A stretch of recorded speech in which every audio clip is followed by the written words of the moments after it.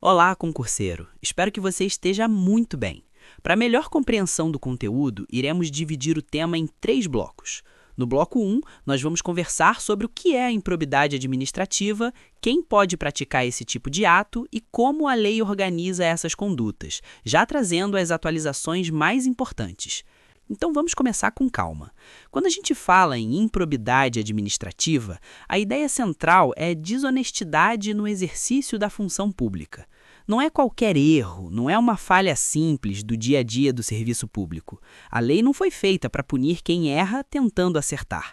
Ela existe para alcançar quem age de forma desleal, consciente e contrária aos deveres do cargo. A improbidade está prevista na Lei nº 8.429, de 1992, que foi bastante modificada pela Lei nº 14.230, de 2021, e isso caiu muito em prova, por isso, atenção total. Agora, pense comigo, quem pode praticar um ato de improbidade administrativa?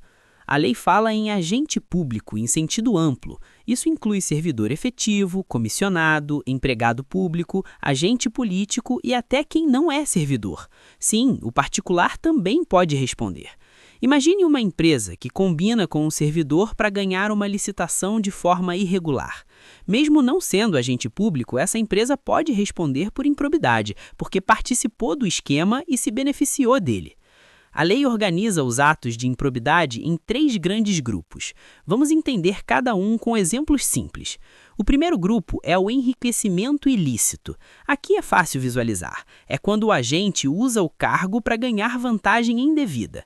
Pense em um servidor que recebe dinheiro para liberar um documento mais rápido ou para ignorar uma irregularidade.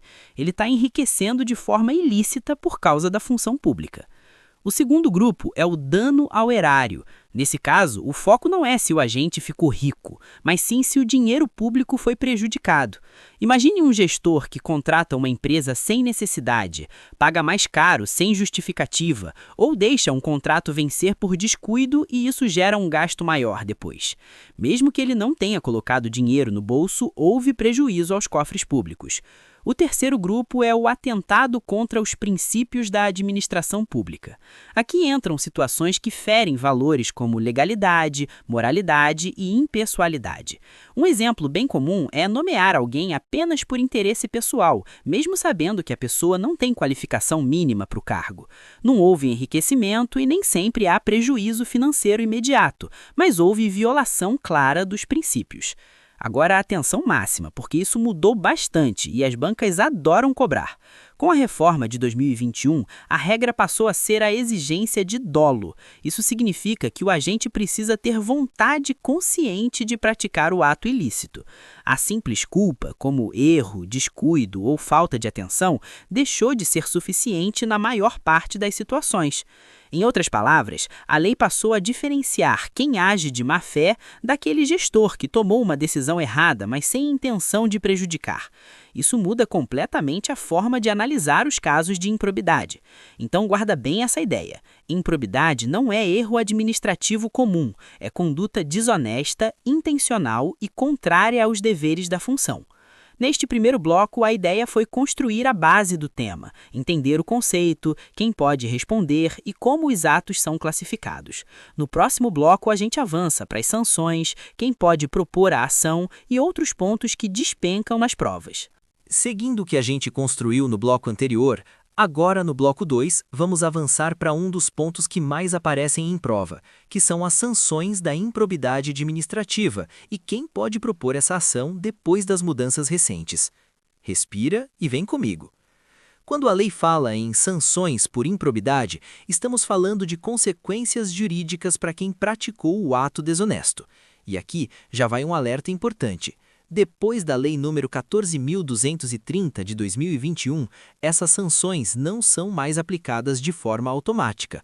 Hoje, tudo precisa ser analisado com cuidado, levando em conta a gravidade do caso concreto. A lei prevê, por exemplo, o ressarcimento do dano aos cofres públicos, a perda dos bens obtidos de forma ilícita, multa civil, perda da função pública, suspensão dos direitos políticos e a proibição de contratar com o poder público ou receber benefícios. Agora pensa comigo, Sempre que houver condenação, todas essas sanções vão ser aplicadas juntas? Não, e isso é ponto certo de prova. O juiz deve aplicar as penalidades de forma individualizada e proporcional. Um ato menos grave pode gerar punições mais leves. Um ato mais grave pode justificar sanções mais severas. Não existe mais aquela lógica automática de punir tudo da forma mais pesada possível. Outro detalhe importante: a perda da função pública não acontece de forma automática e não atinge qualquer cargo que o agente ocupe. Ela se relaciona com o vínculo que o agente tinha no momento em que praticou o ato. Esse detalhe costuma confundir muita gente e as bancas exploram bastante isso. Agora vamos falar de quem pode propor a ação de improbidade administrativa. Antes da reforma, o Ministério Público e a pessoa jurídica prejudicada podiam propor a ação. Isso mudou. Hoje, a legitimidade para ajuizar a ação é exclusiva do Ministério Público, ou seja, só o Ministério Público pode entrar com a ação de improbidade. Isso significa que o município, o Estado ou a União não fazem mais o papel de autor da ação. Mas atenção, eles continuam participando do processo, colaborando com informações, documentos e ajudando na apuração dos fatos. E o particular entra nessa história? Sim, o particular também pode responder por improbidade administrativa, desde que tenha participado do ato ou se beneficiado dele, mas sempre com um ponto essencial: é preciso provar o dolo. Não existe improbidade sem intenção comprovada. Um exemplo simples ajuda a visualizar. Imagine uma empresa que combina com um servidor para fraudar um contrato. Se ficar provado que houve intenção e participação consciente, essa empresa pode responder junto com um agente público. Outro detalhe que merece atenção: o acordo de não persecução civil. A lei passou a permitir, de forma expressa, que o Ministério Público celebre esse tipo de acordo, desde que o dano seja reparado e outras condições legais sejam cumpridas. Isso mostra que a lei buscou uma solução mais equilibrada, priorizando a reparação e não apenas a punição.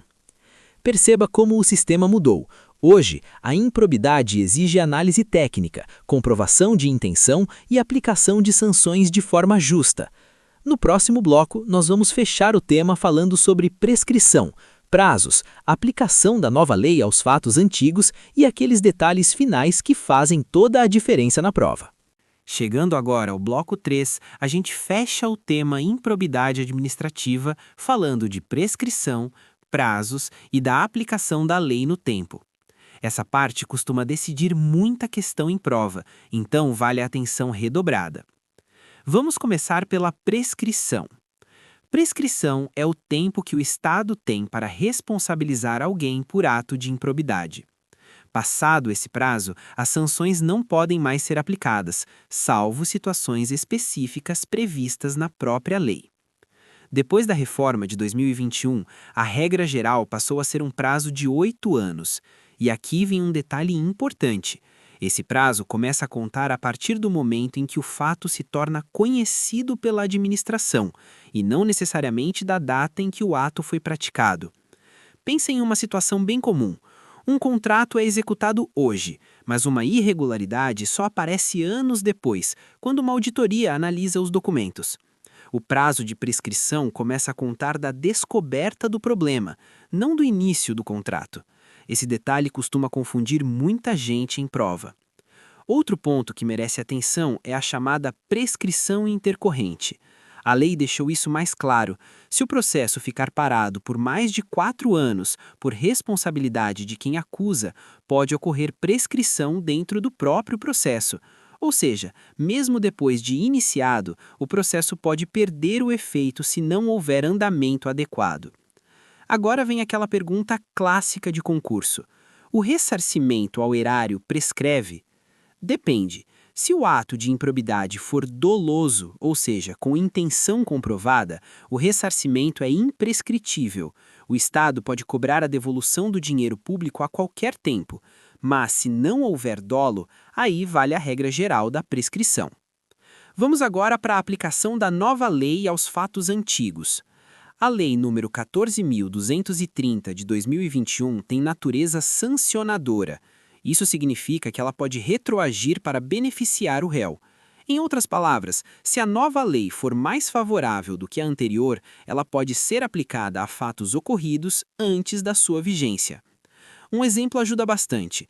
Antes da reforma, algumas condutas culposas podiam gerar improbidade. Hoje, a regra é a exigência de dolo. Então, processos baseados apenas em erro ou negligência sem intenção podem ser revistos ou até encerrados com base na nova lei. Esse ponto aparece muito em questões recentes. E aqui é importante reforçar a ideia central de todo o tema.